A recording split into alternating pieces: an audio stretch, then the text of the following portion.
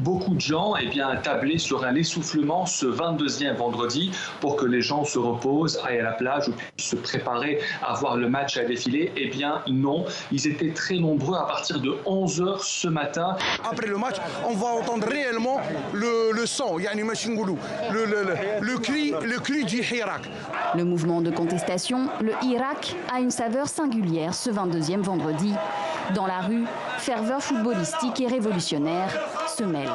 Pour la première fois depuis le début de la compétition, on voit des fan zones remplies, on voit de l'ambiance, on voit de la musique, on voit des orchestres, quelque chose qu'on n'avait pas du tout vu depuis le mois que nous avons passé ici, car les stades étaient vides auparavant. Cette fois-ci, la fête promet d'être belle pour cette finale de la Coupe d'Afrique des Nations. Depuis 1977, les deux équipes se sont affrontées 22 fois et les Algériens n'ont perdu que 4 fois, ont remporté 12 victoires et il y a 6 matchs nuls. Alors, c'est une finale, attention, je pense que les Sénégalais vont vendre très cher leur peau. Cette année-ci, on pense que le Sénégal amènera le Coupe d'Afrique, Inch'Allah. Un drone iranien s'est-il approché de trop près jeudi du porte-avions américain USS Boxer au-dessus du détroit d'Ormuz, au point que les forces américaines l'ont abattu? Non, selon le ministre iranien des Affaires étrangères.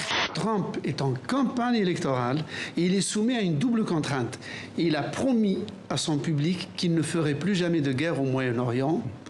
Mais en même temps, ils se sont contraints de montrer à cette même opinion qu'il est capable de frapper l'Iran au besoin. La raison même d'être de cette fête des vignerons, c'est de récompenser un certain nombre de vignerons tâcherons pour leur travail à l'année dans les vignes. Pour la première fois, lors de cette édition, les femmes ont été honorées. Pourquoi ces terres rares sont-elles convoitées?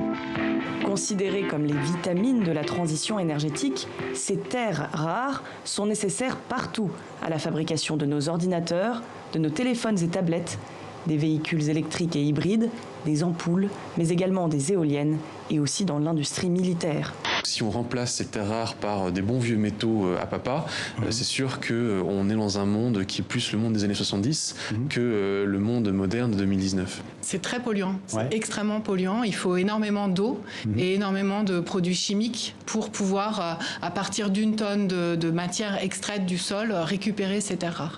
Ça fait longtemps qu'on se connaît, tu vas quand même pas refuser. De toute façon, si tu dis non, moi je m'entendrai un oui.